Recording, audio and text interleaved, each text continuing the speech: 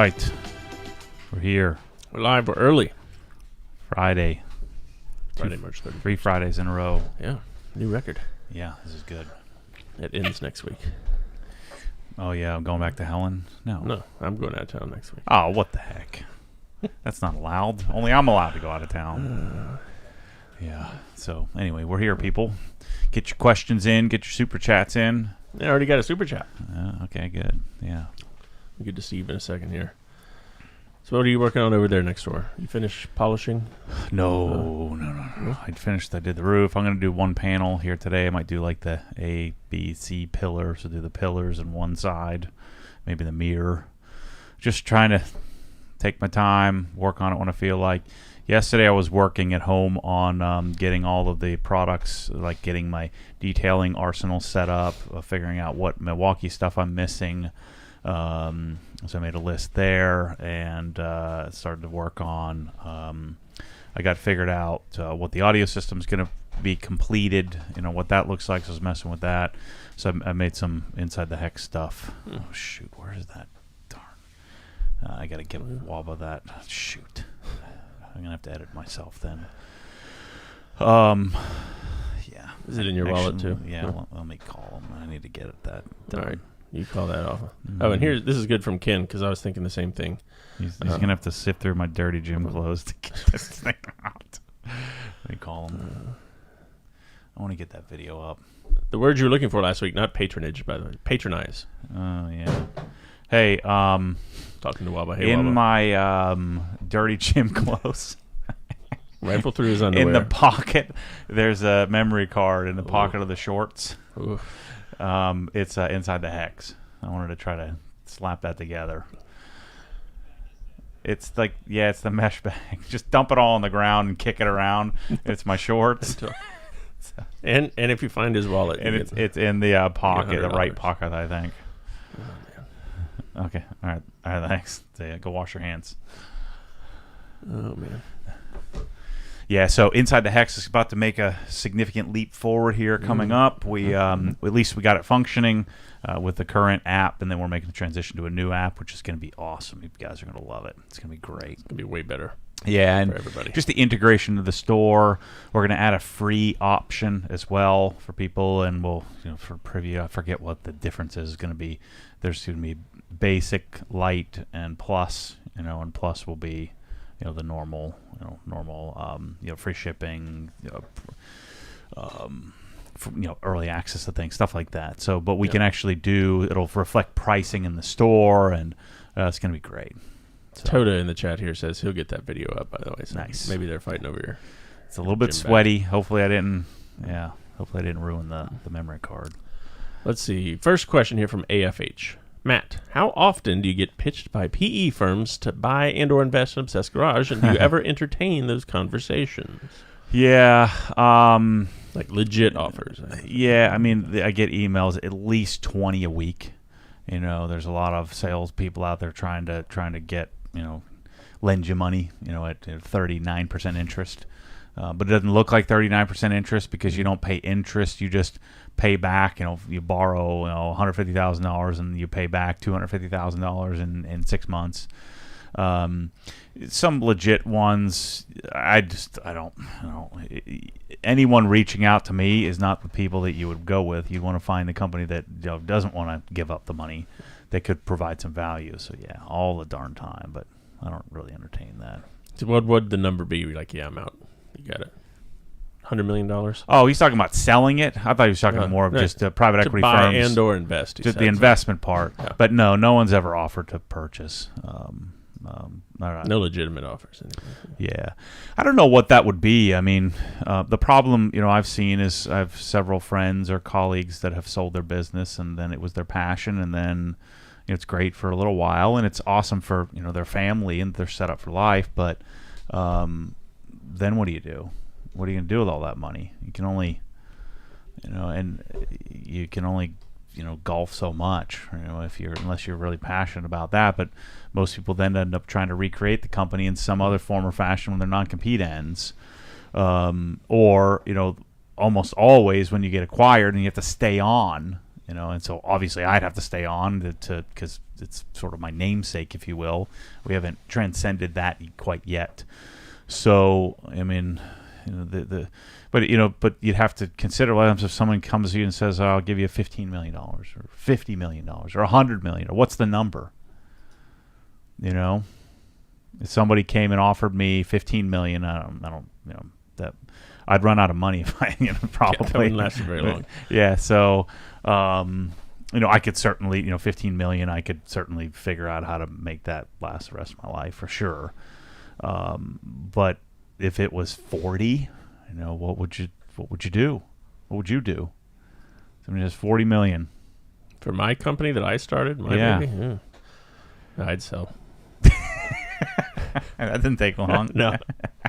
I'd sell, but then, like you said, I'd just go find something similar Yeah, to whatever I was doing before. but you know they're gonna have a non-compete with you, and then you're gonna have to work for the company, and you go from owner to, you know, having someone come in, and generally they kind of mess it up, you know, in most cases, because they usually only want one part or piece of the thing. So yeah, I don't know what that would look like. I mean, and that certainly probably changes as you get older, you know, depending on how much hunger you have. So who knows? All right, super chat from Steve Owens, $9.99. I recently ordered a pair of Dyne Audio Evoke 20s. Mm-hmm. I already have an NAD C368 Yep. with 80 watts per channel. Do I need to get a higher watts per channel amp to run these speakers? No, it'll sound great on those. I mean, the Evokes can handle more power. Hope you order them from us, but they can handle a lot more power. But you'll find it. The C368 is awesome. It'll sound great. I mean, I like to try to pair at least a C388 or a C399 with that, but it's not necessary. The 368 will be plenty of power for those. It'll sound great. Let's see here. Matt, this is from Baloo. I got a bottle of Crystal Serum Ultra for my new wheels. Mm-hmm. Should I coat over CSU with anything else, or is that enough? I would like to throw a coat of EXO on top of that as well. Maybe even a couple of coats of EXO. So you could leave CSU alone, but it will certainly last a lot longer. In a daily driving situation, you know, even Ultra is not going to last all that long. Maybe a year. In a car that's like a garage car that isn't, you know, used, you know, super often, you'll get a couple of years out of it. But it's not a real dedicated wheel coating. If you know, on my cars, that'll probably last the lifetime of the wheels. But you know, if you're out tracking or you're out, you know, driving the car every day, you're putting 10,000 miles a year on it, you're probably only going to get, you know, maybe a couple of years at the most. So you want to try to improve the longevity of putting some EXO on top. All right, we got one from our buddy Dan Pfeiffer here. He says, happy Friday, good afternoon from a cold, wet, cloudy Minnesota. Looking forward to today's podcast. Matt, what is the build timing looking like for your wash bay? I got to get the engineering done, so I gotta email Joseph and see what he's working on, see if what the time frame of this. So we laid it on the site plan, and then he has to do the drawings and stuff, so then we can go. I'm hoping that we could start doing it in a couple of months. You know, I would start it today if we could, but in the next couple of months would be the plan. All right, Parker Bauer says, has Matt ever considered getting a W204 Black Series? I feel like that would be right up his alley. No, I think those cars are cool looking. Now they seem kind of dated at this point. Things I don't like about it is I believe you can only get carbon ceramics in the front, if at all. But I'm pretty sure you can only get front carbon ceramics. Those cars don't handle very well, and they're MCT automatics, so you didn't have a manual option on it. And you know they're kind of okay in a straight line, but you know they're not. It's not a driver's car. It's a noise-making, you know, nice car, Mercedes. But I don't know. I don't think I would like it. But I've never driven one, so I don't know. I mean, maybe hopefully with our wash and drive series starting, I can get somebody to bring me one. Mm-hmm. I'll wash it and take it for a spin, and who knows, maybe I'll change my mind. So what does the black part mean? Because these colors aren't black. It's a Black Series. It's just their nomenclature for a souped-up version, if you will, kind of like an M3. You know, so this is the AMG, and then it's an AMG Black, so more exclusive, you know, certain trim level. I'm sure people can elaborate on it. But Gotcha. it's I think a slightly different engine output or tuning, has some exterior accoutrements and a few other things to make it more exclusive. Let's see. James King wants to know, hey, Matt, do you know if Milwaukee has any intentions of building out their polisher lineup? I'm going to get a 15 millimeter polisher from them and want to know if they'll be making a mini 1 or 2 inch. So, yes, but there isn't anything like if it was within a year, I would probably have a prototype, or we would have some prototype stuff being sent out to some of the testers, because I was a little bit of a part of the discussion and had referred some friends that are professionals to, because I'm a retailer, I couldn't be a part of that beta testing, but Billy and then Andy Ward and who else did we send it to? Sent it to some of my friends to work on, and give feedback to, and I don't think anybody of them have gotten any of those, and I haven't heard about it. So that would mean we're at least a while away. Let's see. Mikey wants to know, how did the new MTM fittings compare to your old Mosmatic ones? They're pretty good. I mean, they're not designed to be better than the Mosmatic, because they're like half the cost, but they're really nice. We don't know about longevity on them, but they certainly they're much smoother. They have more ball bearings. They look like they're going to be more substantial, last longer than the Chinese stuff. But I think it's worth the upgrade. I mean, if I'm still using Mosmatic on all of my stuff, but it is nice and polished, so they are actually prettier than the Mosmatics. Not that I don't know if that matters, but they're nice. I love it. It's a good mid-tier sort of mid-tier progressive step to get the best, but they're going to be, I think they're going to sell really well. And those are going in our advanced packages, basic, correct, yeah. Advanced, ultimate. Yeah, so basic will be the Chinese MTM fittings. All of our advanced stuff will have those new fittings, which is a huge upgrade, and then the ultimate stuff would all be the Mosmatic. Yo Kenny R says, hey Chris and Matt. Well, as I mentioned last week, just finishing up my first time coating my Mini with CSL and EXO. Finishing up my second coat of EXO right now. Did all the prep last week. It's coming out fantastic. Can't wait to see how it's going to be in a few months ahead.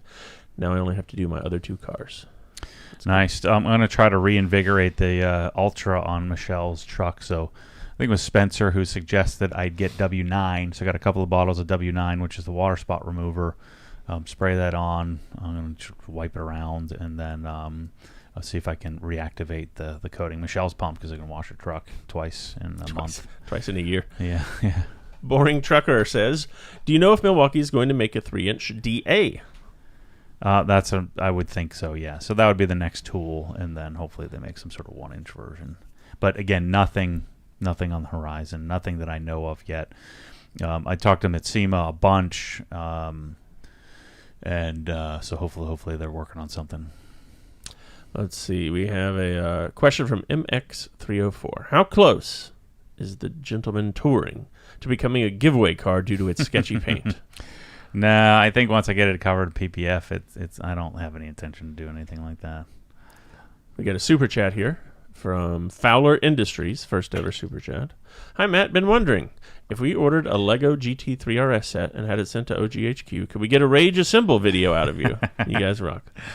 Yeah, I don't know. I feel like you would make it not quite all the way to the end of that. I think I don't know. I thought about buying one of those back in the day, but it doesn't really excite me. Because then what am I going to do with it? I don't like to collect stuff. I got this toy that, like, okay, now what? Throw it away and get another one. Just put it over there on my shelf. Yeah. Alligator head. Right. Matt Rayburn says, hey Matt, how do you suggest that I take care of paint chips on my car as far as how to care for it? Where do I draw the line? I'm as crazy as you when it comes to my cars. It's hard with chips, man. I mean, what I do is Dr. Color chip. But I mean, it's one of those things that's difficult to ever make look great again. So I would get the Dr. Color chip, and that way, if you do polish the car again, it's going to rip most of them out. You can Dr. Color chip them versus trying to deal with touch-up paint. But that's generally what I would do. Joseph Korger says, happy Friday, friends. Are the bristle-style wheel brushes really safe to use on wheels, like the Easy Detail brush? I thought most wheel paint was similar to the rest of the car. Yeah, I mean the barrel is generally very different. Your wheels are very likely much more scratched up than the rest of your car is. I mean, if you're really concerned about your wheels, then yeah, you probably don't want to use that. But the barrel of the wheel is generally going to have some like the striations of the aluminum, the forging of the aluminum or the casting, and it's generally like a satin or matte finish. It tends to be a little more durable, and then you're usually not smacking the bristles off of the face of the wheel, and so that's where like the lambskin mitt comes in. That's kind of why I like Brake Buster much more than some of the other heavy iron removing stuff, because it foams pretty well and adds some lubrication. But yeah, I would wager if you got a light out on your wheels, you're probably scratched up in comparison. I think it's one of those things. It's like it's not on the front top of the car, so it's kind of hard to see. So you're making some concessions there. But yeah, I mean, you're just right. I mean, you're kind of banging up your wheels a bit when you're cleaning them. Matt Duffy has a good question here for either Toto or Waba, whoever's sifting through your underwear over there. Should he wash his hands before or after touching the sweaty shorts? So in that case, your hands would be dirty. Right. So you might want to wash them. If you don't pee on your hands and you just you touch your junk, where's the dirt coming from? What's the point? Why are you washing them? If you peed all over your hands, then yeah, maybe, I guess. But I mean, is pee really causing any problems here? I mean, pee doesn't transmit disease and stuff, right? It's like acidic. I'm not real sure. I'm not up on my pee knowledge.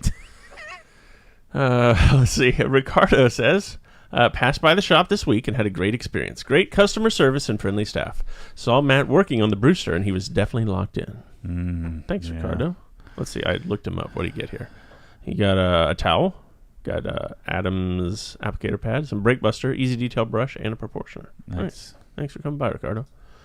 Let's see. Jeffrey says, I've got hides on the way. Do I really need to move the car back and forth? Thanks. P.S. I honored the source. Thanks, Jeff. I mean, it's helpful. He was talking about the general procedure. It just depends on how prone, like the E36 brakes, like they just don't get super rusty. They're Brembo rotors, but like on my my Carrera S back in the day, I mean, you had to do that, otherwise it was just a total mess. You have to put the stuff on it, move it back and forth with your brakes slightly depressed, otherwise you're gonna end up with a big orange plume the first drive. So I think it just depends on, if you're not getting that big rust over event, then I don't think you need to worry about it. Let's see. The Sam Squatch says, Happy Friday, guys. I hope you're well. Huge fan of the channel. Thanks, sir. The Mad Piranha, for the GT3 RS giveaway, is there any artwork of it to be offered?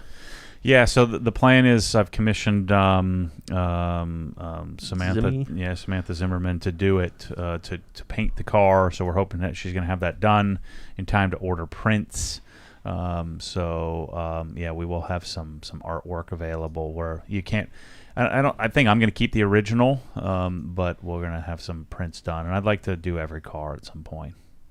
Zimmy_arts. That's her Instagram handle. If you want to go check out some of her work, it's pretty awesome. This stuff, like the little details she does in that stuff, that's insane. Yeah, it's good. Let's see. Matt says, I want to tint my car all around all windows, windshield, etc. What percentage tint do you use on your windows? Generally, I do pretty dark, but we're in Florida, so I do 20% on the sides, back, and then I don't want dark on the windshield. So at the darkest, 70%. In most cases, you're gonna do like Air Blue 80. I think is my favorite windshield tint from Lumar. But generally, I do 70% expel on it. Let's see. Nate Trout says, have you seen this MC Killian's guy totally ripping off your pressure washer setups? I don't know if I want to know. That's what I looked up earlier. It wasn't the right guy, obviously, because it's not that guy. No. So, no, I haven't seen or heard of it. This dude's weird, though. YouTube, maybe. I'm sure there's plenty out there doing what they do, creating nothing, copying everything. Yeah. All right. Mike Parker says, hey, Matt, you are not wrong on the uplift desk. They are legit. I ordered 2 last Friday. I'll likely be looking to upgrade the tops soon. Do you have the ability to make them in white?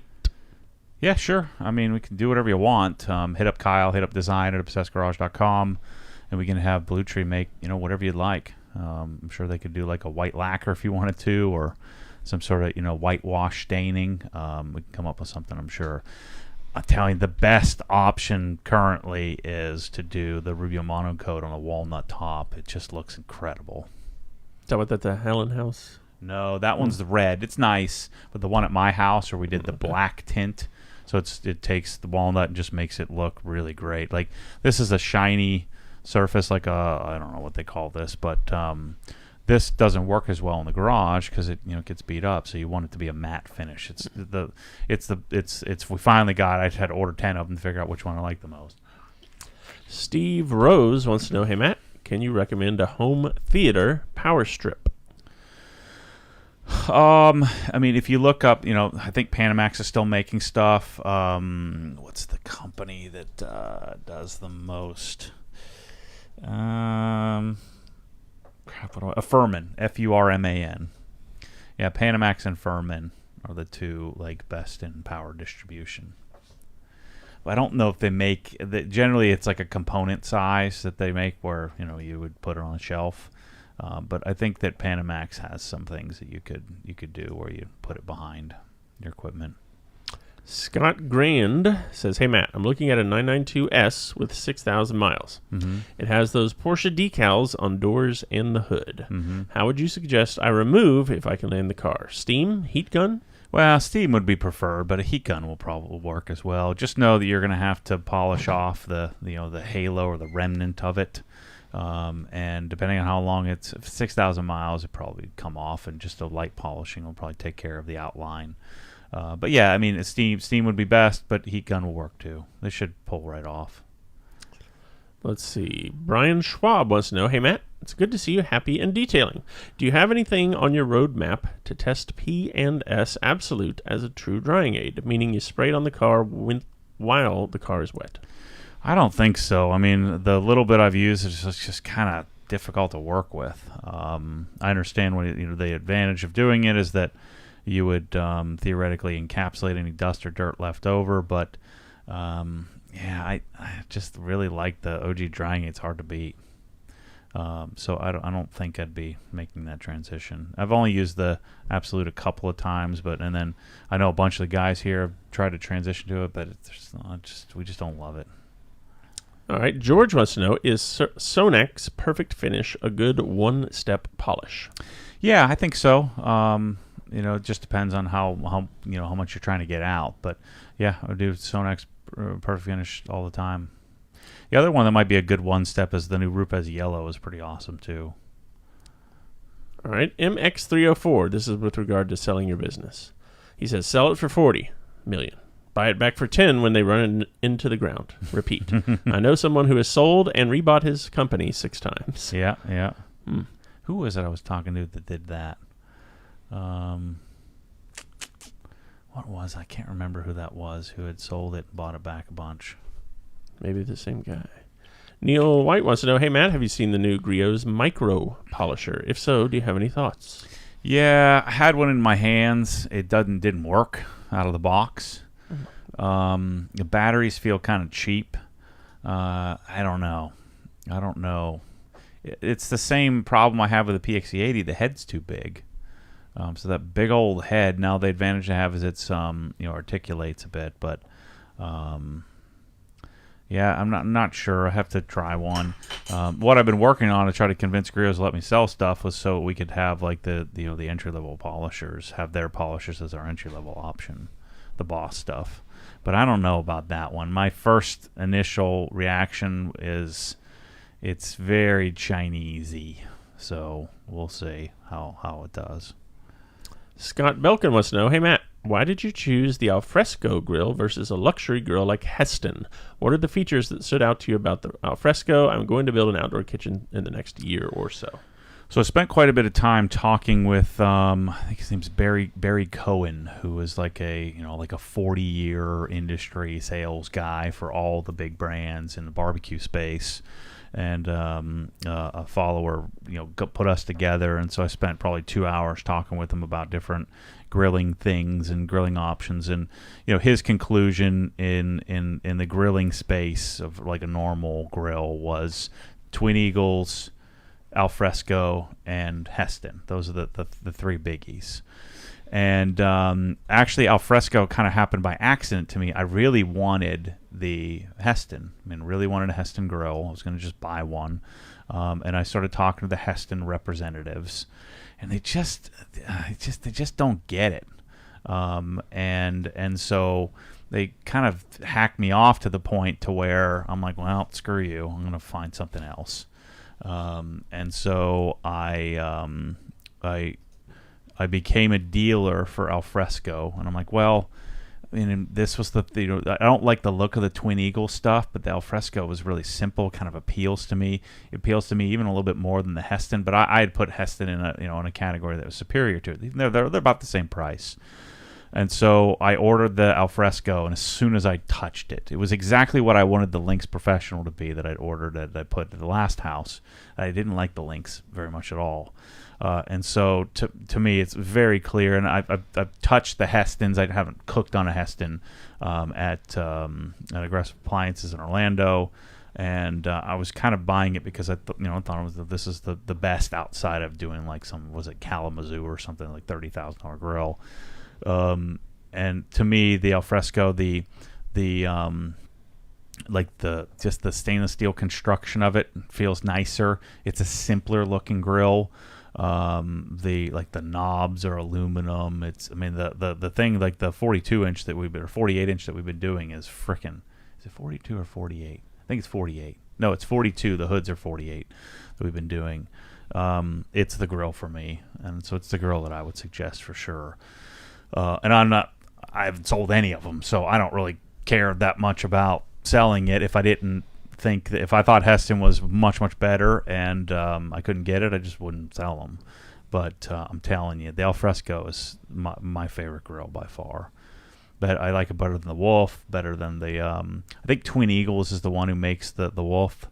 I haven't seen a Twin Eagles in person, but they just look kind of bulbous and ugly looking. I don't know. They look like they're too tall.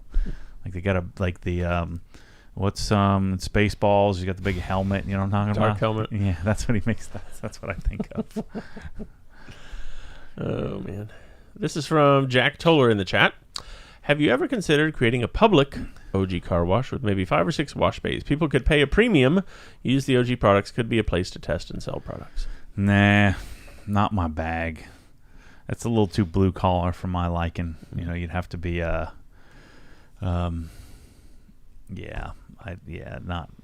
course I've sort of considered making a detailing studio and that, and then could you get into car wash and make a high-end car wash? But I don't want to deal with that type of customer. Detailing Garage says, what would you say if you were starting a detailing business at a very young age? What would you say when you go door to find potential customers? Yeah, this is something I wish I had known existed when I was young. I would have made so much freaking money. Probably would have messed up my future though, because then I would have been like, well, I can't give up this amount of money. I'd be making $50,000, selling instead of $4 an hour. I think that. So it's tricky because when you go to someone's house, you knock on their door, nobody knows what proper detailing is, or very few people do. So when you go there, you have to take that into consideration. Look, these people aren't especially if you're cold walking, they're not necessarily going to value what it is you have to offer. So that's the trickiest part. You need to sort of put yourself in their shoes. What would they want to hear in order to say yes? And so I think what I would do is I would try to figure out an elevator pitch that took 30 seconds or less that explained how much you loved it. because their initial reaction is this kid is a kid. He doesn't know anything. And so you need to look the part. So if you're young, you're going to want to wear like a collared shirt and a nice pair of pants. You're going to want to look clean cut. So you're going to want to overcome any objection that somebody might have. And you're going to want a very quick, to the point elevator pitch to open the door. You want to get a small yes. And then, you want to get a few yeses before people have an opportunity to say no. So your first yes is that you walked up to the door, you're clean cut, you look well presented, if you show up with a cheese stash and your douche fro, you're like a curly haired mess. You're gonna want to get a nice fresh haircut, shave your face, and look clean. Wear nice clothes, look the part. And I hate to say this, but if you're taller, that gives you a higher probability of getting the sale. And so you can't do anything about that. But I mean, the more straight you stand up, the more you look the part. Especially if you're going around an affluent neighborhood. If you're going and knocking on doors in an area where, you're not going to want to go into a neighborhood where that people don't have any money. And they don't take care of their car. You're going to want to go to a place where people park in their garage, and you're going to want to overcome that objection by looking the part. Cut your hair, shave your face, wear a nice collared shirt, stand up straight, look them in the eye, nice solid handshake. Don't limp wrist them. Get a good solid handshake if they allow you to shake their hand. And depending on what area of the country you're in, on whether that would be of value. If you're in Denver, you probably don't want to shake anybody's hand because they won't want to. But if you're in Nashville, you're gonna want to shake somebody's hand, and hand a business card if you have it, and then figure out your elevator pitch. Hey, you want to come up with something that explains that you're using better products, you have a better process, you're going to take really good care of their vehicle. And I wouldn't undersell yourself price-wise, and I would have a price that was more than that kind of shocked the people. Because if you underprice it, they're going to undervalue you. If you overprice it, you're going to lose a lot of people. But if I charge $100 to wash a car, and I get 10 people, would you rather wash 5 cars for $200? Those $200 that people are paying are probably going to be much better. Now $200 is probably not going to get you many people, but think about pricing as well. So I hope that's helpful. And I understand it's kind of one of those things where you people want to beat around the bush of what you look like and how you sound and pretend that doesn't matter, but it 100% matters how you present yourself.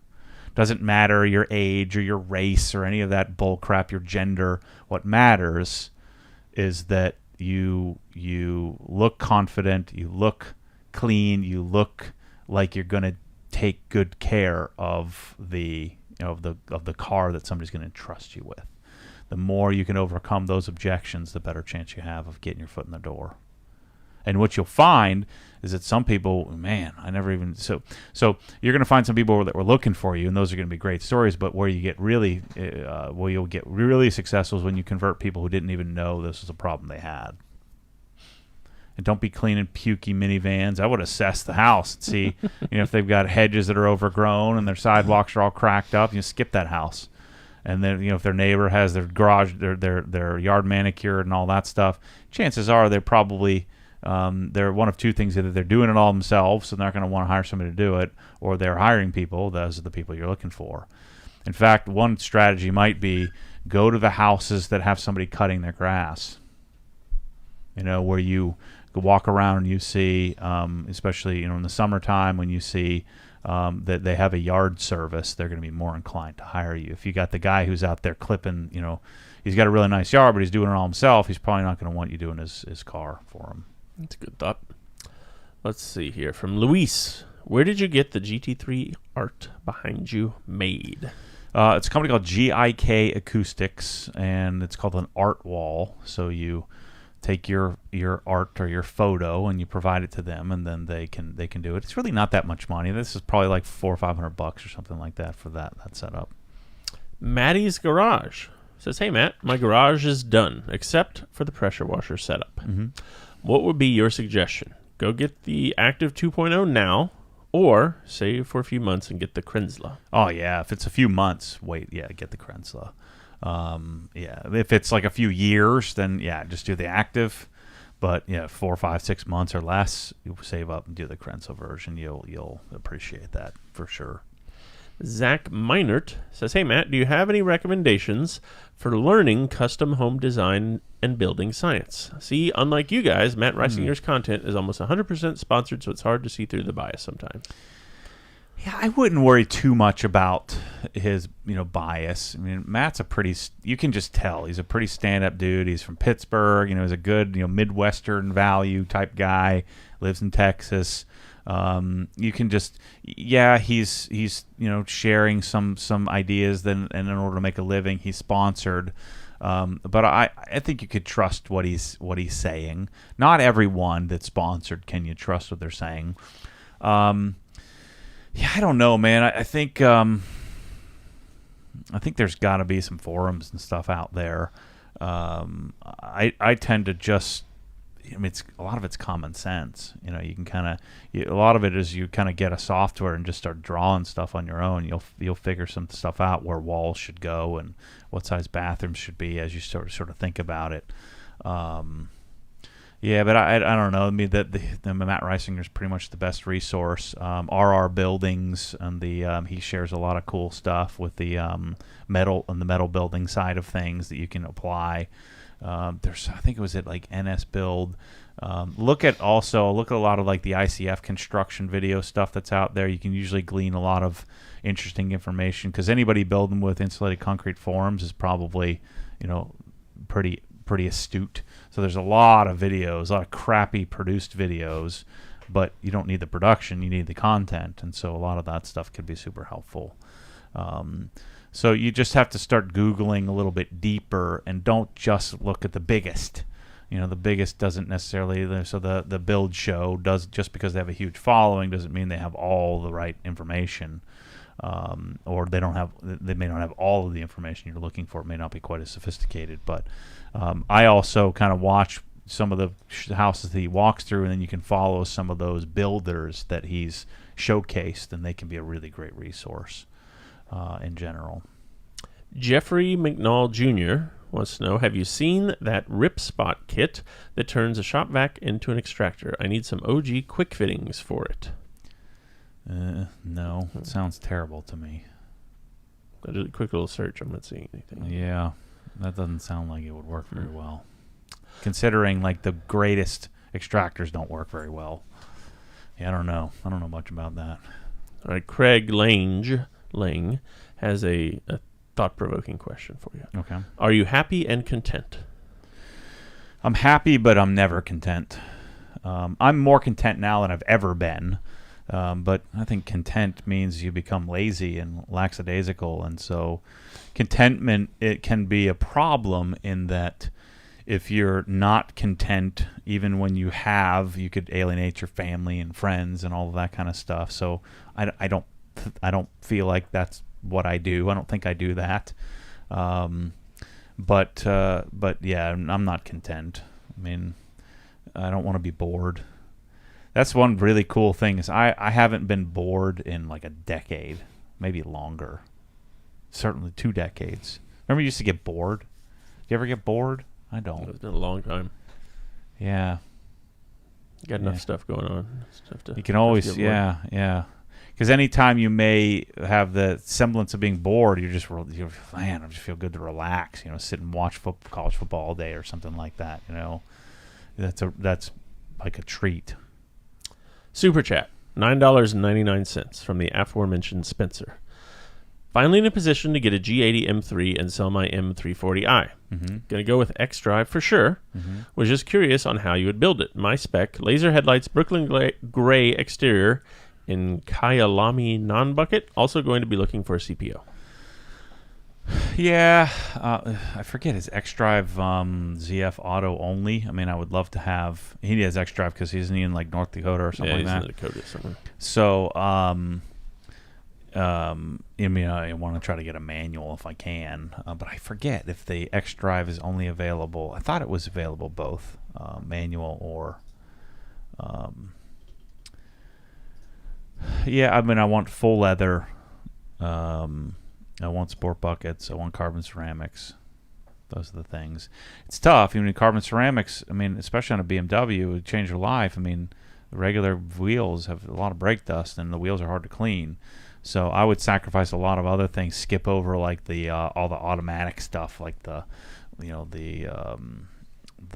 shoot. I'd even not do the headlights over carbon ceramics, but not to do like the parking distance control and premium packages and crap like that. So that's the biggest thing that I want to try to figure out how to get carbon ceramics on the car. He's in Mitchell, South Dakota. Okay, So, South Dakota, yeah. Barbecue Jones. That's our buddy Gary Jones who won the giveaway. He says, Happy Friday. Hypothetically speaking, if you win a previous giveaway, does that restrict you from entering future ones? Nope. No, Yeah, it doesn't. people might call BS on it if Yeah. you won twice, but yeah. So he's coming May. He said mid-May last time we. Yeah, I haven't spoken to yeah. him since then. Ooh, good news. Bryn said I can have the Ford GT for wash and drive. Ooh. A newer one or one of the older ones? No, the new one. Oh, nice. Yeah, so maybe I better get some insurance. But no, that doesn't restrict you. Nope. Because I actually saw one of our previous winners' name pop up in the orders for the last one. It's like, oh man, he better not win again, or we're going to look like we're up to something. Let's see. Cameron Scott asks you, what's the best way of buying a Crenzola setup beginning in the UK? As I would like to support you, as it is your idea, and not go through Yum Cars, which just copies you. Oh gosh, yeah. It's hard. Because you need like an HD7 or HD10, is the model that you need, and then I don't know that they're bringing Cox hose reels and stuff over there or not, but you just buy from the non-copiers, try to find ones that you think might be actually helping create something. But yeah, there's not much you can do, and I appreciate the support until we get over there. You can't really. It becomes cost prohibitive. Plus, we can't even sell you the pressure washer. Neil White wants to know, or excuse me, he wants to tell you, Matt, there's a 2012 Lexus LFA bidding on Bring a Trailer right now at over $600,000. Yeah. You need that car. No. There it is. Yeah. Wow. No one wanted that car. You probably could have bought that car for $120,000 when, and no one wanted anything to do with it. That is very red. It's cool. It's a cool car, but yeah, no thanks. $600,000. That'd have to be something like you wanted, or you're building a collection or something like that. It would have to have been a car that you loved, which was no one when it came out. But it, history tends to weed out the weak, if you will, and the car is a great car, great engine. CJ wants to know, have you ever used the Ely hose cart? I think something I can put away would look better than something mounted to the back of my house. Yeah, I mean, I haven't used it, but I'm certain it's pretty good. If you were looking for something like that, so I would buy with confidence for sure. Our buddy from Canada, Philippe, wants to know what's the latest on the vacuum system. We've selected accessories. They're not ideal, but they work, and they work well. We've selected the machine, or so we're going to do the 5.7 inch motor with extra sound deadening packing. We've got a nice black muffler, so they found a black version of the muffler that doesn't look off-white. So Tommy and Nick are working on it, so we're hoping in the next coming weeks we'll have a pre-order up here soon. And then probably late this year we'll launch the 8-inch version, the 8-inch motor. You don't want it. You only want that if in certain circumstances. So we got to figure out the pricing and get rolling on it. So I would be wager we'll be shipping in early summer, and we'll have Idaho's packages, we'll have Cox hose reel packages. We'll have accessory packages, so we'll have a bunch of stuff, and then know that. So when you have your base machine, then We had to nail down the hose, so we got the hose moving. So we have the right hose, which makes us more money, saves you a lot of money, because when we buy a Cox hose reel, I think a hose reel is like $400, but with the hose on it, it's like $700. But the hose only costs like $50. So we maybe would say we sell it for $100, we buy it for $50 because we're buying in bulk. It saves everybody, makes us double and saves everybody, $200. It'd be, I think, a smart move. I'm just throwing numbers out. I don't know the exact cost, but yeah. So we're really close. Randy says, "Good afternoon, gentlemen. Matt, I've been seeing a few garage design companies pop up locally. Oh boy. I see you as the pioneer in this venture and wanted to see if you had an opinion on the noobs. I have yet to see anyone near OG spec." Well, the ones that you're seeing are franchised, like Garage Living. They're not a garage design. They're doing epoxy floors and melamine cabinets. So there really isn't anybody doing it. They don't know anything about this stuff. So you just know what you're getting into. You're getting into companies that don't know anything about air compressors. They don't know anything about lifts. They don't know anything about anything. They're buying into a franchise generally, and just selling the idea of, it's, if you're like a crafting lady, it's probably pretty good. Or you have a bunch of cats and you need like some storage for, some cat toys and stuff. That's what you do. But if you're looking for a legit functioning garage, there's nobody doing it. I found you a much better Lexus on Bring a Trailer, by the way. 2005 LS 430, 10,600. It's only got 79,000 miles on it. Only, yeah. Oh, Waba looked that up. We'll buy that one together. Rick Potter says, "Good afternoon, Matt and Chris. I have a small wear mark in the leather steering wheel airbag of my F80. Do you think the ColorLock leather solution could fix it?" Yeah, I think you could do really well with just you just lightly sand it with a sanding pad, and then do you go to the ColorLock site. We don't have it, but you need what's that? Leather Fresh, but you need it in the BMW black color. I'm guessing he asked because that is the latest video, but if you haven't seen the latest video, go check that out. It came out pretty decent. I mean, I certainly, if I think you could probably even come out with a better result. I feel like I didn't sand it quite enough to start. I should have sanded it more aggressively. But I can't buy that leather. I can't get it. So it's like 75% acceptable. If I had a choice to buy it, I would spend the $3,000 and get the new seat covering, but I can't get it. So yeah. Cars with JR says, "Don't let Matt read this. Bring the clean car club shirts back." Yeah, no.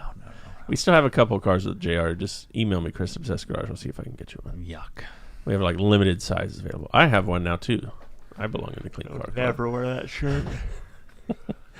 What color gray do you like for the garage? Steve Rose wants to know. It's called Silver Chain, I believe now, but it was Harbor Gray. The code is AC-25 from Benjamin Moore, and always flat. Jose wants to know, "Hey, Matt, did the customer who DM'd you about their stubby cancel their order?" Do you know? I don't know. Yeah, I don't know. Yeah. I got another couple of examples of some 3D printed ones, and man, I don't understand how you guys can deal. It's not good. I can't do it. Can't do the 3D printed stuff. 3D printing to me is a prototyping thing, not like a solution. It's for like prototyping stuff. I just can't. I can't fathom how you guys can use anything like long term that's 3D printed. It's junk. Along the same lines as the Harbor Gray here, Morgan Butler says, "How did Harbor Gray become your go-to interior color? And additionally, what's your recommendation for exterior colors, paint, roof, trim, etc.?" So I think it was probably like 2010 is if you guys watch the video with Adam and you've seen us do like the Harbor Hills house, but Laurel Gebbin, who is my interior designer friend, long-term family friend, she came up and helped us design our house, the brown house, the one on the Lake Ella down the street here, and that's the color we picked was Harbor Gray, and so she was part of our color palette, if you will, and I painted all the walls, and I really liked it, so I painted the garage that color, and then it kind of became the standard for me. It became the color that stuck, because I wanted something that wasn't white but wasn't like dark. You don't want to shrink the size of your garage. You want to make it look bigger. That's why I'm not a huge fan of black ceilings, although black can create a sense of like infinite. I prefer to have it white and then a nice, but I don't want white walls. And so it's a nice happy medium. It's a really white gray in the blue hue of things. So doesn't have any brown in it really. And so that's kind of how it became the color. So that was like 2010 or 11 when I first started painting things in that color. Chris O'Grady from Ireland says, "Hey Matt, what's your opinion on the Built Hamber products now that you've had time to use them?" Yeah, Bryce and I are going to set up a call with Pete, the owner. We really need a hyper-concentrated touchless. So that way we don't have to put like frickin' 700 milliliters of soap to get a 4% panel impact ratio. So that's what I'm gonna hope. Hopefully we can get something like that. All right, let's see. Jose wants to know, why is Griot's lagging with allowing OG to sell their products? Any updates there? I've been talking to Rob, who's the East Coast sales representative, and I've submitted a proposal of what I thought we might buy in a calendar year, and so then balls in his court. It was like 800 to 750,000, 800,000 dollars worth of stuff I thought we might buy, and so I don't know whatever he's doing with that. Super chat, $100 US from MW_F80. Oh, he's back. He's been gone for a while. But there's no question. Actually, hold on. It says, please palm Chris $100 live on the air. I don't Love see that. MWF80. Thank you, sir. That's awesome. Randy R. says, I'm enjoying watching your latest paint correction videos. I'm in the middle of a similar project with similar issues, and misery loves company. Thanks for publicly sharing your journey. Yeah, a lot of people commented. I'm surprised the comments weren't worse, but unless you're there, like I've just never experienced anything like this. Like, polished, tons and tons of cars and been around different types of paints, and I just never experienced something that will not correct. And then the only way to get it to correct is to mar the crap out of it, and then I have to then chase the marring that I created. I've just never experienced anything like it. Like the scratches won't come out. And then when they finally come out, I've put so many other defects in it, I need to then work those defects out. It's just really, really interesting. But I've got a process down. It's compound, remove all the oxidation and all the weird crap that's on the paint.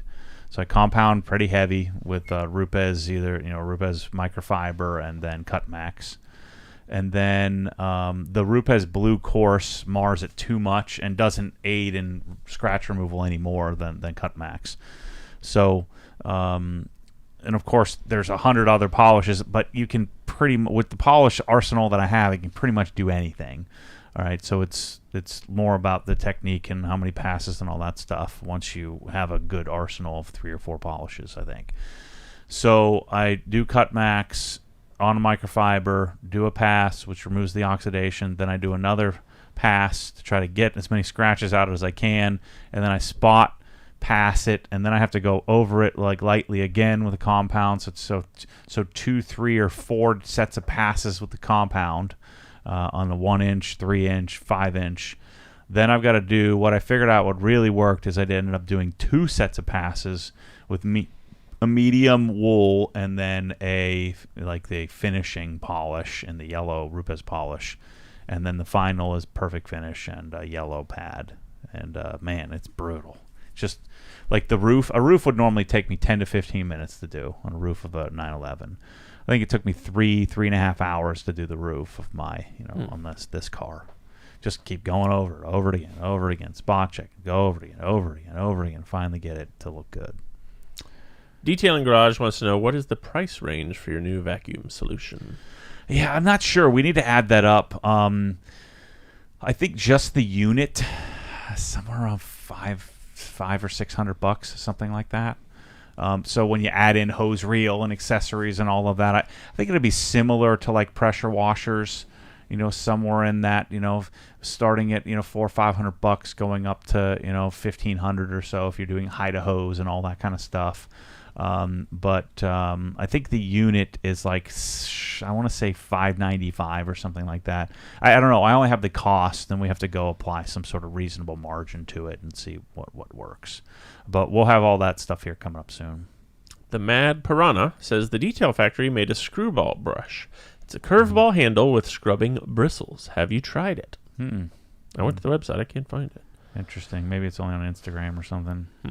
Yeah, I haven't seen that yet. He always sends it to me, so we'll get it if sends it to Bryce, and then if it's good, we'll let you know. Two Loose Screws says Matt. Which coating would you recommend for fiberglass and saltwater? I have an older boat. I'm going to work on polishing the hull and would like to coat it. Thank you. I'd probably do the G-Technic marine system. You can buy it in much bigger bottles. But yeah, I do G-Technic Marine, and I think they have. I think they only have one coating. This is from Mobility Today. Matt, I just had my 2023 Model Y Performance color corrected, PPF front end, and 3 coats 9H ceramic. What are your thoughts on O&R not scratching it in the winter? Oh yeah, you'll be fine. Just make a pre-soak at 128-1.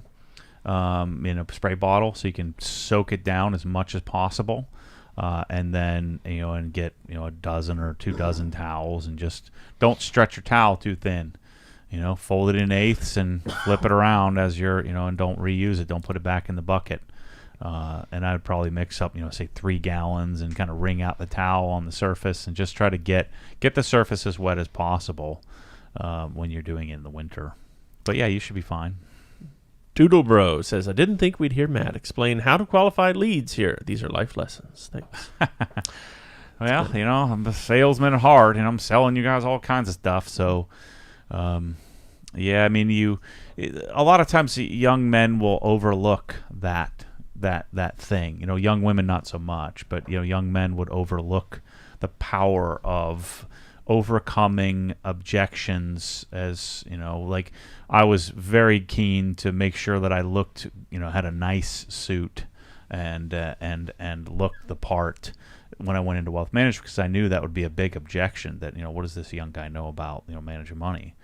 So when you're out there detailing, you're asking people if you're really young and if you look young, you want to overcome that initial objection. If you show up in a shorts and a ratty T-shirt, and you've got your hair's a mess, and you've got you look dirty, then people aren't going to want to, you aren't going to want to pay you. They're not going to want to. They're going to dismiss you. And if you look and you're well spoken and you smile and you look them in the eye and you shake their hand, you have a much better opportunity. It goes a long way. Yep. Speaking of that, Zach FZ6 says, what would your advice be to a new detailer wanting to start a mobile detailing business? Well, I've said this many, many times. If you're going to start, so it's a little different if you're like a high school student or college student looking for a way to just sort of have a little bit of money, but you're going out and getting educated to do something else. You're going to be an accountant, a doctor, a lawyer, or something like that, engineer. It's a little different advice than somebody who is going to get into detailing as a business, and and start to build a business, whether it's mobile or it's stationary. But so the advice I give everybody is your first thing is to figure out how you're not going to detail, right? So figure out how you get to the point to where you aren't doing the detailing. And detailing is very, very complicated as a business, because your tendency is to hire people and teach them everything. And then guess what? Then they're looking at how much money you're making, especially if you eventually stop detailing and they're doing all the detailing. Then they're going to want to go hang a shingle right up next to yours, and they'll just try to replicate everything you taught them. So as you build this, you want to figure out, you're going to have to do it on your own for a while. You're going to have to hire somebody before you're ready to hire somebody, before you feel like you can can afford to hire somebody. One piece of advice my coach gave me is said, don't think about what you have to pay someone in a year. Think about what you have to pay them in a month. Like when I hired Chris, Rick was like, I'm like, man, I don't think I can do this. I mean, I don't think I can afford it. He says, well, can you afford 1 month? Can you afford 2 months? Can you afford 3 months? And you don't want to lever yourself to the tilt, but I knew that if I got some people in here, that it would help me to do more. So can I afford 1 month or 2 months? And if I can, and then if I bring that person in, and if I can only afford a few months, it'll also ramp up the learning curve. You won't just let somebody come in here and dilly-dally around. You have to go.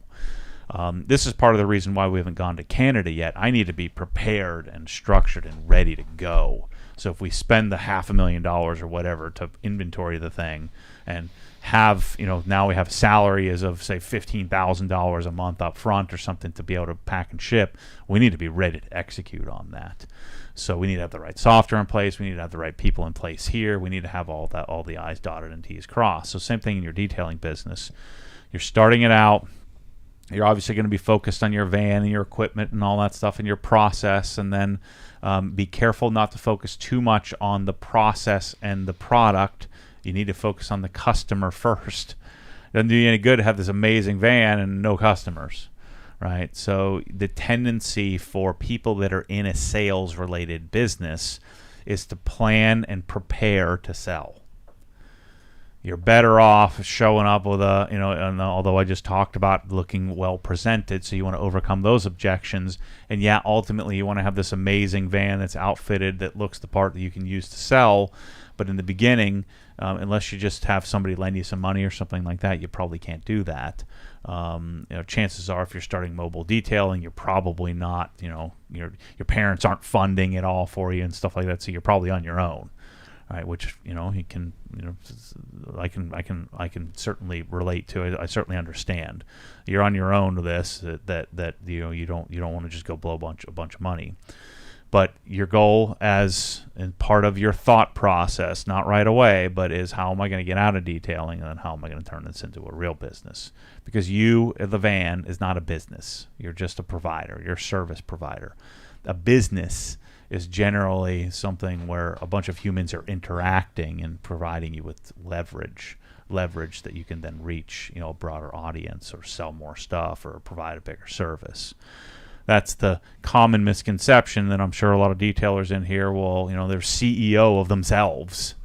That's nonsense. That's not a business. You're a service provider. So, and the only reason I say that is so you think a little differently, in that a business is a bunch of humans working in tandem to create some leverage. A business is an excuse to be in relationship with with people inside of that organization, not just you by yourself or you with an assistant.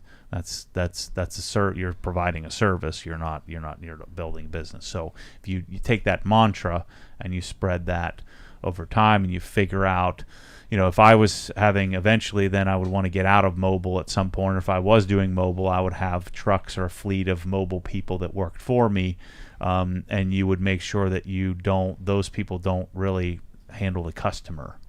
Because if your mobile people then handle the customer for you, then they're going to own the customer. They're going to have a relationship with the customer. So you'd want to have a staff back at HQ that's dealing with the customer. It's kind of like here, people have siloed roles where, everybody has value here, but we're not.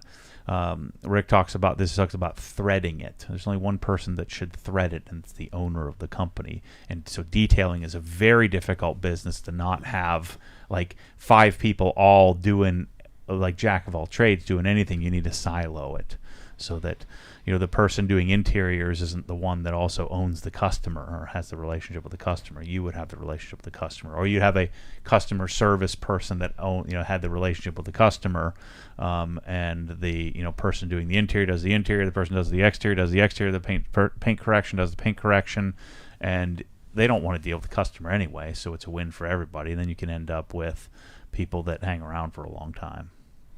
All right, I found the screwball brush that the Mad Piranha was talking about. This is from November. It said exclusively available in the Detail Factory holiday box. Huh. And then just 2 weeks ago, someone said, "Are these coming back?" Yeah. And they replied, "Maybe, still tweaking them." There you go. Yeah. So it's only in those couple posts though. All right, let's see. I'm surprised we don't have any Alexis for Poor People comments here. You want to know about that? You ran them all off. They're all gone. I mean, do you understand the whole concept? Like what I'm getting at there.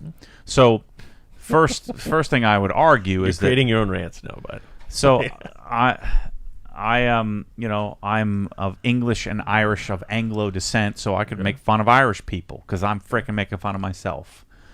So I am a poor person, and so I'm allowed to do this, despite the fact that people don't give me permission. Some little goof pulled the your truth. That's your truth. There's no such thing as your truth, you young dorks. There's only truth. There's not your truth.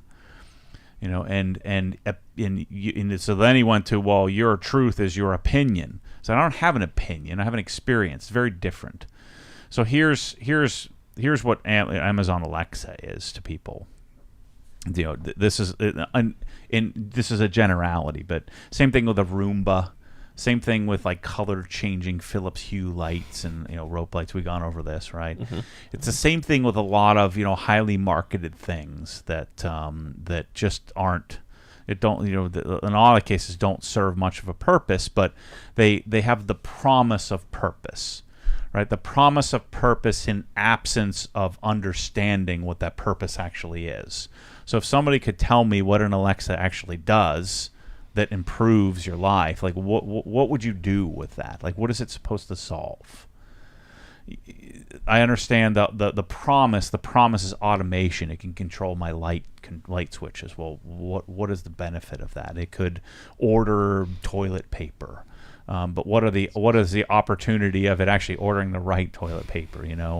How much input do you have to give it in order to get any kind of usable output? And then what improvement does that do? Is it improvement? Is it novelty improvement, or is it real improvement? So here's what I think happens a lot of times is that you have these ideas or these promises, or the hope for promise, or a hope for a promising result or an improvement in your life.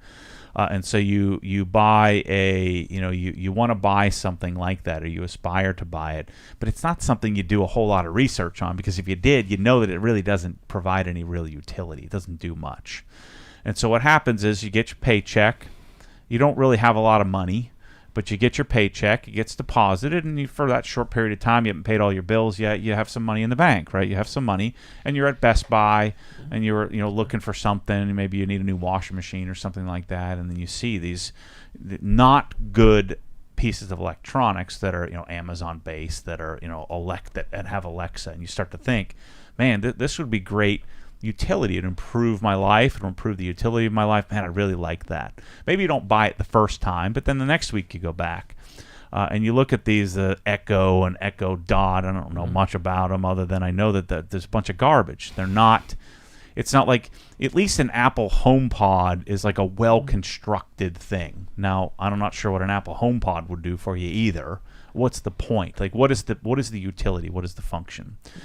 And so the people that buy them are the people that really, that money should be allocated somewhere else, right? It should be allocated and deposited in a 401k. It should be used for, for maybe eating better quality food, or even the idea of, going to a nice dinner with your family instead of buying.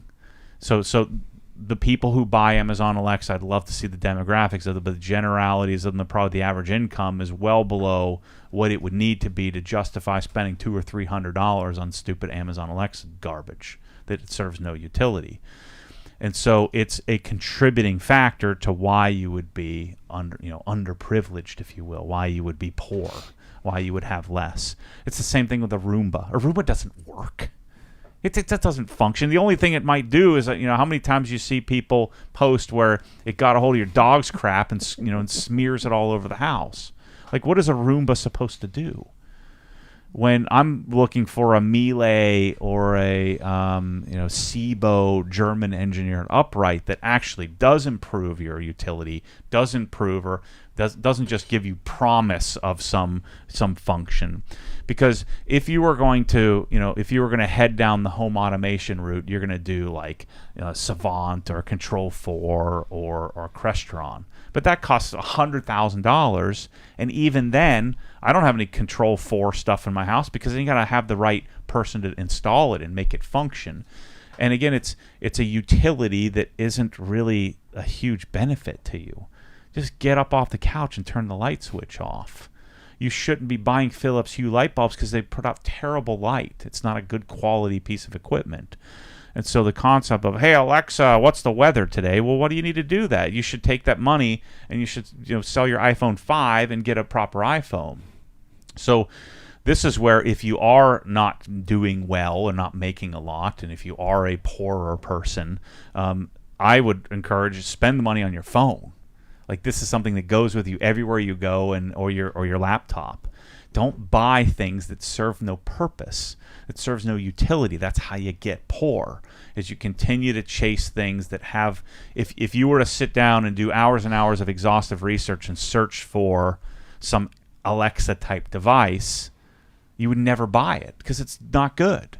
And so people like me that were poor and are no longer would completely overlook that thing. So that's what my point is. But it's easier to just shock and awe, say Alexa's for poor people, because it's a contributing factor to making people less affluent or have less potential, and it's a microcosm. If you're chasing that sort of thing, maybe somebody could convince me otherwise in the comments of like, what is this supposed to do? What is the utility of that?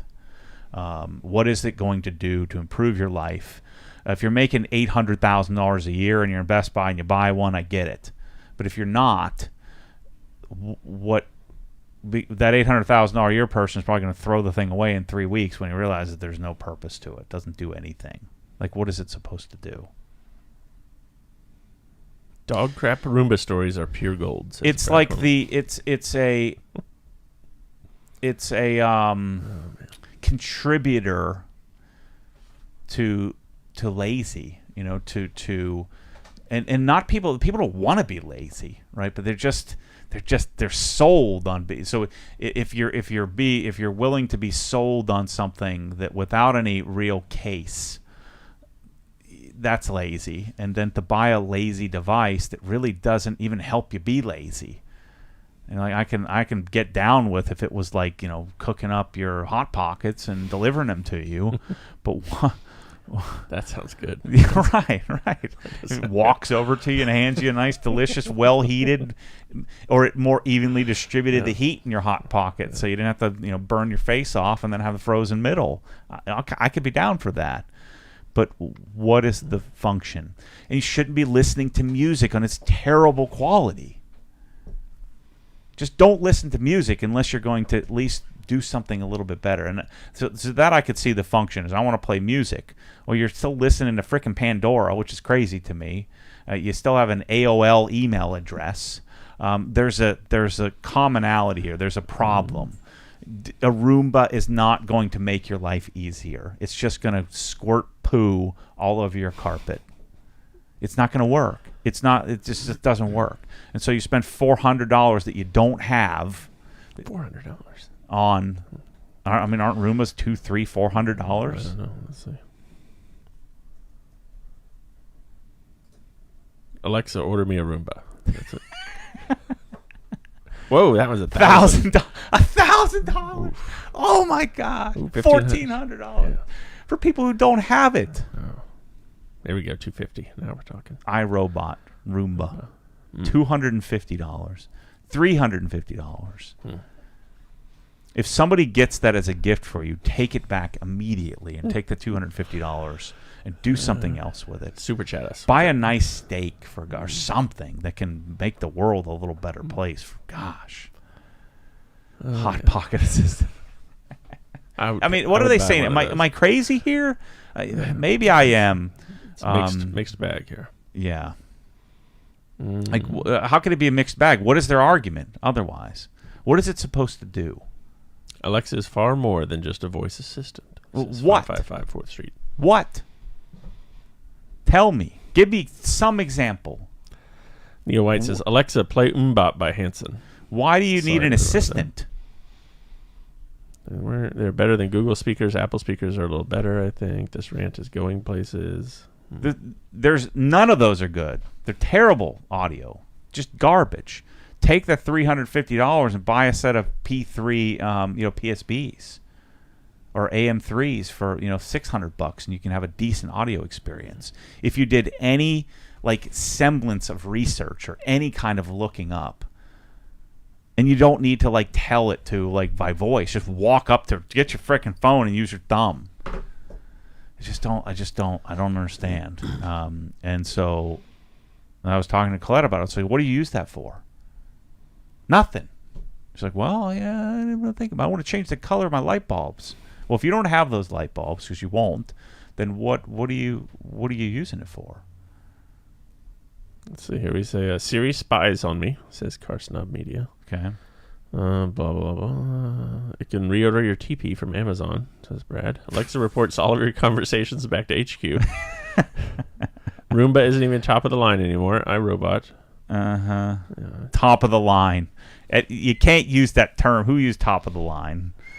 Top of the line means garbage. Like, if anybody uses that term. Doodlebro says Roomba isn't even top of the line anymore. I'm not sure what is, though. That goes in the same category as overpriced. Yeah, I mean, I understand if it's for lazy, but it's like uninformed lazy because it doesn't make your Hot Pockets for you. It doesn't like order your nail polish. It's going to get it wrong.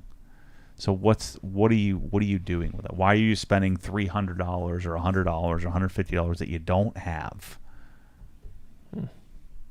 How much would you pay for a Hot Pocket assistant, by the way? A lot.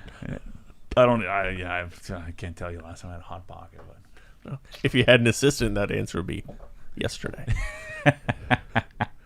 What would be a high end? Is there a high end version of a Hot Pocket? Is there a better? I don't know. Like Good question. what Tell us in the chat. Aren't pizzas expensive? Like frozen pizzas that Michelle buys all the time. Don't they cost like a? I don't do much frozen pizza. Yeah. Pizza rolls. If you Like get a a- pizza roll assistant. Totino's pizza roll assistant. Those or, are BOGO at Publix slots.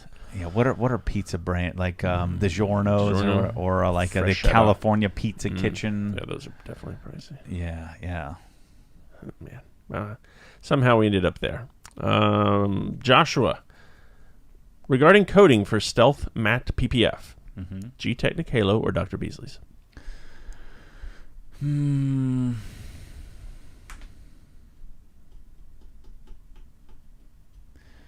Yeah, I'd probably do Dr. Beasley's.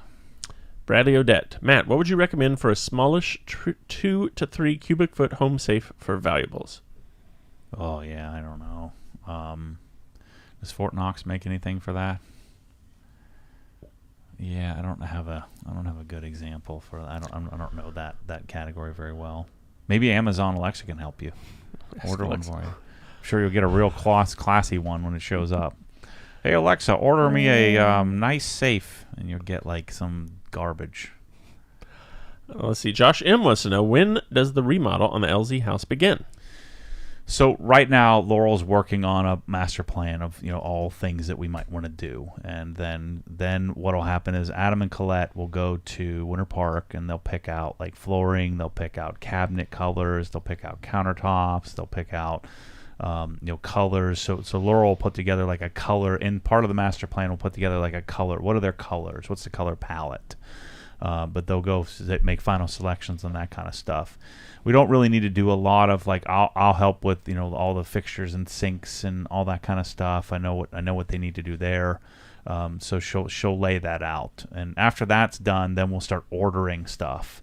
So it'll probably be 6 or 7 months before all that stuff shows up. Ordering furniture, cabinets, appliances, and we're going to put it all in the garage next to the house, so that way we can have everything there. So I would say earliest is like October that we could put this together. Like Fort Knox does make some smaller safes that look like there, but these are made for guns. Yeah, generally. But that could head you down. Start Google searching Fort Knox, and I'm sure you can find some other brands. Like was it like Century or whatever is like the big Walmart type brand that makes a lot of those, but they're probably not very good. So there's probably something in there that could be interesting. All right, Jeffrey McNall Jr. Back to the this thing, turning your shop back into a hose extractor or an extractor. Sorry, so it's a kit with a 10-foot vacuum hose, 25 or 50-foot water line. I guess you hooked it up there. Looks kind of nice. Yeah, $215. Yeah, I just wonder how well that stuff works. Thanks, Jeffrey. Brian Schwab says X-Drive is auto only. Yeah. And then when does the new giveaway start? June 1st. We do have a social media driven Krenslick giveaway. So some information on that will be coming out here shortly. I think, what are we doing that? April 15th or something like that? April. We were going to start it tomorrow, but that's April Fool's Day, and we didn't want to get that confused with people thinking it wasn't really happening. Gotcha. So next week we'll start a Krenslick giveaway is the plan. Super Chat, Luke Godwin, $9.99 US. Last week, you talked about entitled employees taking away the ability to use the OG equipment after hours. When you took that privilege away, didn't people hate you or think you're a bad boss? No. Well, actually, I didn't take it away. I think Chris and yeah, I did that. Yeah, I didn't even know they were abusing it. Right, I didn't know. So, I didn't do it. I didn't have anything to do with it. But no, they didn't hate me or think they already hated me. I think everybody knew, that it's our video studio, and I was complaining to Chris. I'm like, every time I come in here, I got to spend an hour just getting prepared, but I got to clean up after the people that I'm paying. And I feel the same way with my freaking kids. I'm paying for them to eat, and I got to clean up for them after all the time. So it would take me 30 to 45 minutes to an hour to go and clean everything up. And part of it was also that I had so many things coming in and so much going on that it kind of looked like it was okay. And so I had all of my chaos, and then everybody else would just walk by and throw it on the pile. And so then just assuming I would take care of it. And so we had to just shut it down. Plus, it's kind of hard. There's a lot of money in this place. And to give a young guy, access to that 24 hours a day, I was a little naive and thinking that was a good idea. No one took anything. It was never an issue, but it just isn't a good thing to put somebody in that position. I think just this room. There's tens of thousands of dollars of equipment in here, and then go and what is that garage? There's $300,000 and $400,000 worth of stuff in that garage that you just don't. I don't want somebody not locking the door properly and all that stuff. So we had to just kind of do away with it. And what we've done is that we have some nights where they can come in as a group, put a couple of leaders in charge, so that way I don't have to come in and frickin' clean up after them. And then they're not just carte blanche using all my stuff. They have to get their own stuff. Now they can use the tools and polishers, but like the consumables and towels, and I would have to wash their towels for them. People would just use the towels and throw it in the thing, and I'd have to wash it. Or polishing pads, I'd have to wash people's polishing pads. I don't even wash my own polishing pads, for God's sakes. So yeah. Let's see. Jacob Barkley, what's your opinion on the Cree lighting compared to the 6-bulb overhead lighting? Used the 6-bulb in the double garage and liked them. Looking for a solution for the single car. Yeah, you were talking about nice, 70 to 80 CRI, decent quality lights for the 6-bulb. If you go read the description, it even says, even from the beginning, I feel like these aren't it, but they're really nice, and it's the best I've found to this point. And so when you get into Cree, now we're getting into 92, 93 CRI, true high quality lights. What you'll notice, what matters to you is it's much more color accurate. So when you're looking at a paint, that's the color it's supposed to look. When you're, if you were reading a book under that light, it would be less fatiguing. It's just a different type of experience having a high quality LED light versus a decent quality light. So these returns become diminishing, but it's not that much more. It's roughly double, but say from $150 to $300 for a light. So it's double the money, but we're not talking, $150 to $1,500 for a single light. But the Cree, you do need 0 to 10 volt control, and you need some other things to make it work. But it's on a different level. It's the lights that I was always hoping that we could find. Julina says, "Hey Matt or Chris, any ETA for 500 milliliter transparent Pressols? Thanks. I looked up the shipping for you, Julina. No, I don't have the exact ETA, but within a week or two, we're going to have 1,000 more. Let's see. Do you have a favorite tankless water heater brand? Josh wants to know. My Navian is junk and constantly needs to be reset, even after being serviced. I've always done the cheapies, like the Rinnai is what I've had in the last couple of houses, and they've seemed to be pretty. There's Rinnai, and then there's Rheem, are kind of the two, like, the whirlpool of tankless heaters. The one he has is revered as a higher end version, but yeah, I mean, I've had the last house I had a Rinnai, and it seemed to work really well. Dr. Phil, our buddy Dr. Phil is back. What would it cost for us to get a live episode of Matt going through the local gas station car wash with his gentleman spec touring? Yeah, a lot of monies. Yeah. Mike Bellows wants to know, hey Matt, I know you did not have it long, but what were your thoughts on the BMW HAS kit that you put on the G80? It wasn't good enough. It didn't lower the front enough. I think you need to either do springs or you need to do full coilover. It's very reminiscent of like the Dynan. You have plenty of room to lower it in the rear, more than you need, and then the front doesn't allow you to lower it as much as you need to. Matthew Stevens says, hey Matt, what's your preference on window tint? I'm considering switching from Lumar to XPEL. Yeah, I mean, Lumar is still better. I mean, I haven't had Lumar in a while, but I think Lumar Formula One is the best tint. Jeff Brown says, hey gents, curious why you guys wear headphones, being that you're sitting next to each other without any other audio. It's so that you don't end up doing this. You can kind of hear yourself. So it's not about hearing him. It's about hearing yourself. So you speak more appropriately if you're like popping on the mic or doing something stupid. So that's why we hear it. So you can monitor yourself and your levels that you're talking. Or if you're kind of talking like this, you'll know that, oh, shoot, I need to get back on the mic. So that's the biggest thing is when you have headphones on, it helps you stay on the mic so that you can hear yourself. So that's why we do it. And I listen to the Joe Rogan podcast through the whole episode. That's all that's going on here. Let's see. James Clark, our buddy, Big Head James. Afternoon, Matt and Chris. This was the first OG podcast I could hop into, but I just wanted to stop in and say thanks for the personal touch on the hats, Chris. Much appreciated. Oh, you're welcome, James. We gave him some more hats for his big head. He bought like 4 of them. Let's see. Go through that. We talked about that. LZ's Reddit channel blew up over your Alexa is for the pores comment. Do you keep an eye on that? No. Yeah, I mean, people just don't get it. Then they're freaking out about $150,000 for a kitchen. I mean, Laurel was right. I was doing $150,000 for the whole house, but I added it up. It was at least $100,000 for just the equipment for the stuff, for cabinets and all that stuff. Yes, you can do it for less. Yes, most people do it for less, but we're not doing it for less. That's the whole point. We want to show you what's possible. And we're not even going super high end. We're just going kind of mid to high. Jerry V says, hey Matt, moving out for the first time with my girlfriend. What are your household essentials, other than Alexa, that you'd recommend for a 1-1 apartment? Just starting out, small place. I mean, I think you want a Simple Human garbage can. So using that pull-out garbage can thing, that never works. You always end up breaking it. So you want a Simple Human garbage can. You want an OXO soap dispensing sponge for cleaning your dishes. Yep. You're gonna want to get some nice, like Gorham or Lennox or something. Get some nice flatware, silverware. So spend a few, maybe $80 for a set of that. Would be nice.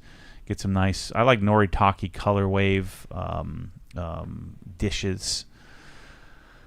It really doesn't do you much good to do a crazy home theater setup because you can't really. You're going to be getting in trouble all the time. So you probably just want to do. This is where I think the Sennheiser, not the Ambio Max, but the Ambio Plus, I think would be a great. No, I wouldn't do a subwoofer.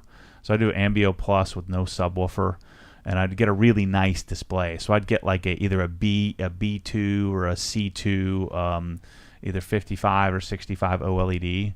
And you set that up with Apple TV. So you have an Apple TV 4K, you have the Ambio Plus, you have a a C2 LG OLED would be really sweet. What else would you want? Nice couch, good couch. Yeah. Couches, I don't know. You have to kind of go shop around to find something you like. That's a hard part. How about your bathroom fixtures? Your shower head. What shower head is it that you... was he renting or is he owning this thing? Yeah. One, so I'm guessing they're probably just renting for a little bit. Yeah. You're not going to change shower heads and stuff like that, because all this stuff I'm talking about you take with you. Gotcha. Lane N wants to know, have you ever thought of getting yourself into a 2004 R32 Volkswagen, Matt? No, never. Oh, that fits you. The only time I thought about it was when I got fired from wealth management. I'm like, maybe I'll just get a nice Golf, do a nice stereo, and like detail that, and sell all my Porsches and BMWs and all that stuff, and I could make a channel starting out with something like that. That's when I thought about it. But at this point, I don't think I would go back. I mean, it's very similar to a 911, so you'd choose. I don't think anybody would choose a 911 over an R32 or a Golf in general. Rob Salviati says, "Hey Matt and Chris, can I leave soap in my foam cannon bottle for the next use, or is it better to start fresh?" Generally, no. You can leave it in there. It's not going to hurt anything, but it generally is not going to foam unless you put DI water in there, or you had water that was devoid of any kind of mineral content. What will happen is the detergents and surfactant will attack the mineral content of the soap, rendering it kind of so all the product, the detergent that creates the foaming, will be sort of inert or inactive. And so most of the time, unless you just have really, really clean DI water that you put in there, or filtered water, it's going to attack the mineral content, so most soaps aren't going to reactivate and refoam. So I like to just dump the remainder in my bucket, my fill bucket for my soap, the soap bucket, because generally it doesn't work very well the next week or next day or next time you use it. All right, Garrett G says, Alexa reminds me to do things all the time. It saves me from having to type it in my phone. There you go, Alexa the reminder. Danny Israel says, I use my Google Home Hub to play OG YouTube videos in the kitchen. Stop doing that. Jeffrey McNall Jr., this is important. The chicken bake at Costco is a high-end Hot Pocket. Love those. You have to look that up. Do you have a Costco membership? No, we don't have Costco. Yeah. No Ocala. What do you have? Do you have BJ's Sam's now? I rarely go to Sam's. We have BJ's right down there. What would you buy at Sam's? We buy almonds, bottled water, Diet Coke. Why are you buying bottled water? I don't think Megan. I've ever bought bottled water. I don't drink it. Megan prefers the Aquafina. So that's where we get it at Sam's because it's cheaper. Why don't you just drink it out of the tap? That's what I do. Yeah. We did. I told you this. I lined up a 7 different bottled water plus tap water blind taste test for her. Mm-hmm. Yeah. She did not choose Aquafina first. She went with Smart Water, and then Voss, and then Aquafina. But tap, she knew immediately. She's like, yeah, that's tap and that's gross. Well, I mean, you get it filtered, or spend the money on a nice RO system underneath the sink, or or like a Culligan system for the house or something, or whatever that Kinetico or something like that, and then you just drink right out of the tap. My kids are so dumb, like they have to get it out of the fridge. I'm like, why are you doing that? She's like, it's better. No, it's the same. It's doing nothing. I don't even have the filter in the fridge, you idiots.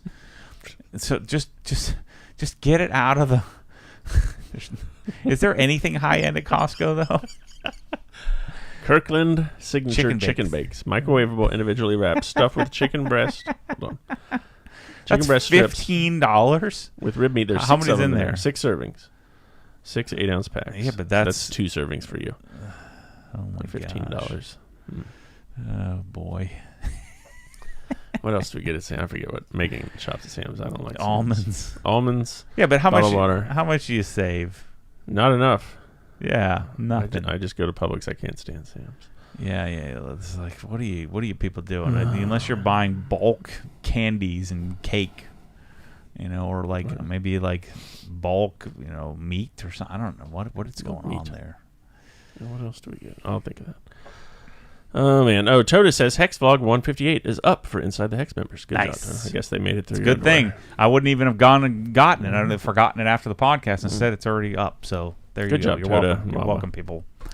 Florian, 23.99. Is that euros? I think that's euros. Hey, guys. Thanks a lot for taking the time to show this German around OG on Monday. Matt, I also appreciate that you took an hour out of your busy day to chat with me. And yes, Alexa is for poor people. Oh, man. That's not nice of you to say. Thanks, Florian. I don't have anything against. I'm a poor person at heart. It's just that, like, people think that I just accidentally, like, a money tree just showed up in my backyard or something.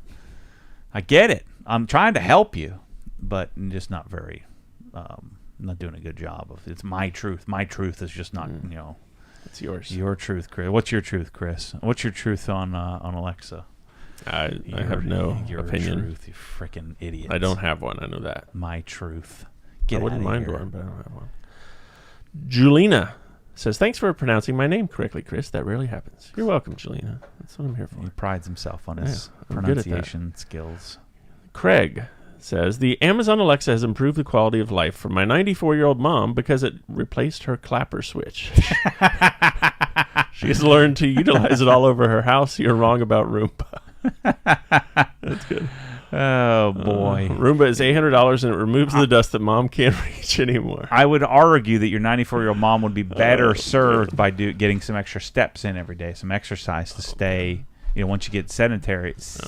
What is it? Sedentary? Yeah, sedentary. You have a difficult time recovering. Oh, man. Christopher Davis wants to know, do you have any suggestions for doing rinseless wash on wheels and tires? Ugh. Yeah, that's a dirty job, man. I don't like that at all. That's part of the reason why I don't like doing rinseless because, doing like wheel wells, you don't get, door jams as well. It's just such a messy thing. So I'd try to avoid that at all costs if I had the choice. But you're going to ruin towels. You want gloves on for sure because it's going to be nasty. And then Craig says, hey, Matt, call me. We can discuss how Alexa is helping my aged mom. Chris says, when is the DI water solution expected to come out, and what will the price point be? Would love to buy one for the GT3 giveaway. It definitely won't be for that. But we have no idea what the price point is. We're building it what it needs to be and then figuring out what it costs at the end. So, yeah. Found Craig. He likes shopping on Black Friday. There we go. Got a couple orders for you, Craig. Let's see his phone number. Okay, there's his phone number. You can call him later. Let's see. Hey, Matt, this is from DP Collins. How is Heartland Series 16 for you? We still don't have it here in the UK. It's not good. Uh-oh. Yeah, it's not good. Not good. Get yourself a VPN. DP, that's what Matt did.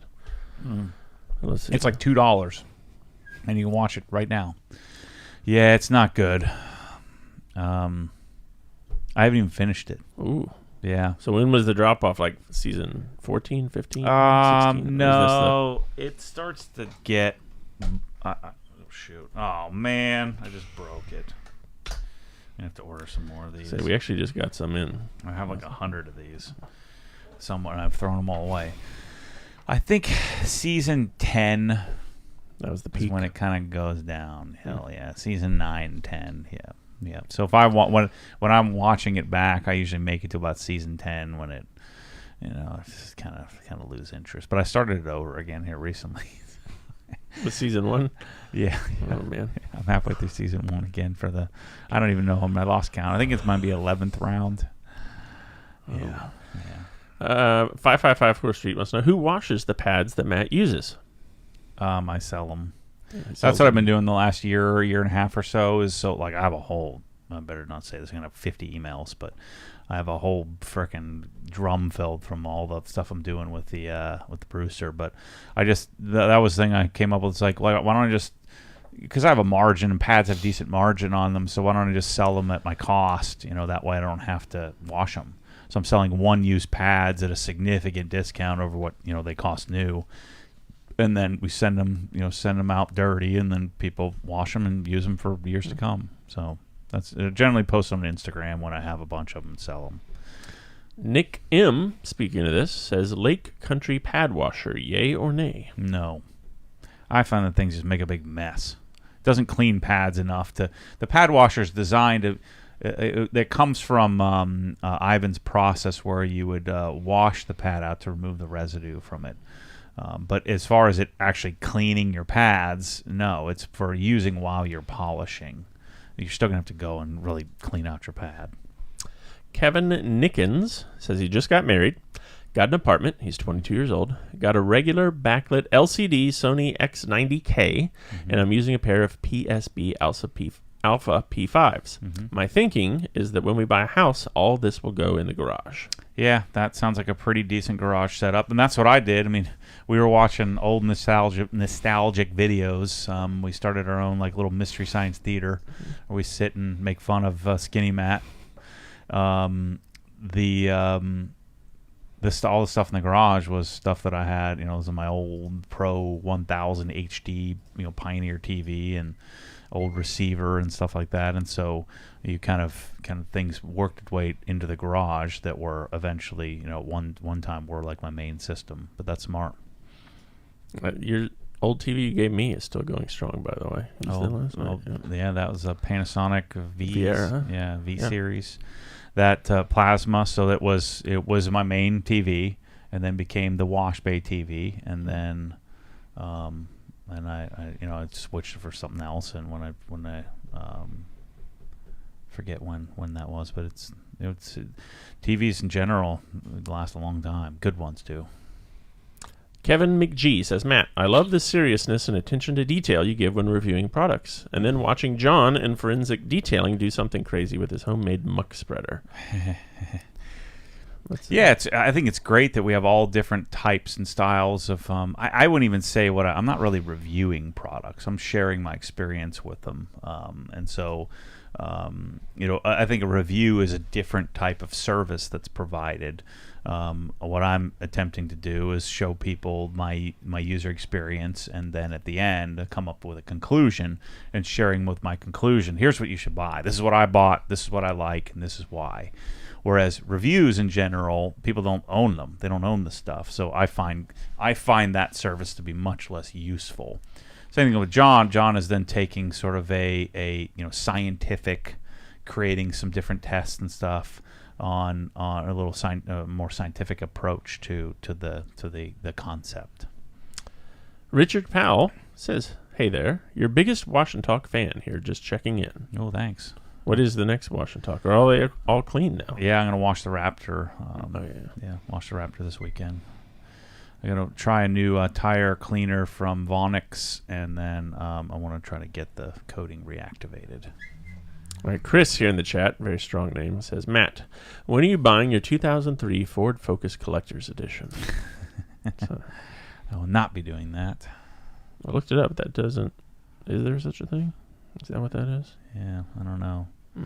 I don't think I'll be collecting. Just bring back good memories for you when you drove my Focus. Mm-hmm. It was an 05. Yep. We were talking about that. Yeah, real classy vehicle. Oh, man. Let's see. Chris says, my dad bought at a really high-end Sony TV in the early 2000s. It was a flat screen. Mm-hmm. I can't remember what tech, though. It still works perfectly. I think it was like $5,000 when it was new. Oh, yeah. Yep. If it was probably plasma. If it was back early 2000s, it would have been plasma, like the XBR series. It had a separate box. So same thing with like the Pioneers. They had like a scaler, like all the inputs were in a box because the TVs were too thin to put all the electronics in. Electronics were still too big, so it would generally have like a 24-pin umbilical cord that would connect the two. But yeah, it was probably more than that, more like 8,000, 8 to 10,000, 11,000 for like the 50-inch XBRs were like, $11,000, something like that. They were nice. The Pioneers were better because the blacks were blacker. I remember the first 65, or maybe it was 60, like the 60-inch Pioneer Elite Pro that my roommate and I bought. It was $15,000. The TV's still working somewhere, I'm sure.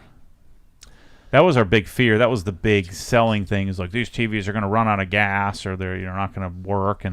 many of these TVs would still be being used. Many people throw them away, not because they broke, but because their resolution isn't good enough anymore. All right, last couple of questions here that we'll call today. Paul Allen wants to know, how do you get the moisture out of the garage in the Helen house after washing indoors? I have a bit of trouble with moisture not washing indoors. Well, you with the AC's running in there, or just open the door. It's really not bad. I mean, it's dry-ish there at times, especially in the winter. In the summer when it's more humid, we may have to, the air conditioner be on, so that would kind of help with it.